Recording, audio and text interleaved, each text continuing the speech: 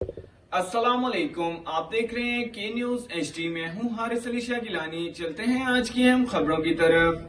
रुक करेंगे इस्लामाबाद का, जहां से रिपोर्ट कर रहे हैं हमारे नुमाइंदे यासिर मलिक।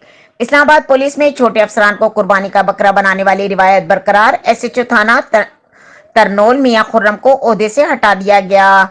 इस्लामाबाद बार एसोसिएशन के वकील की गिरफ्तारी की पादाश में मियां खुर्रम से चार्ज वापस ले लिया गया। वकील की गिरफ्तारी के बाद बार एसोसिएशन ने पुलिस का इस्लामाबाद कचहरी में दाखिले बंद कर दिया और एसएचओ की बर्तरफी का भी मुतालबा किया था।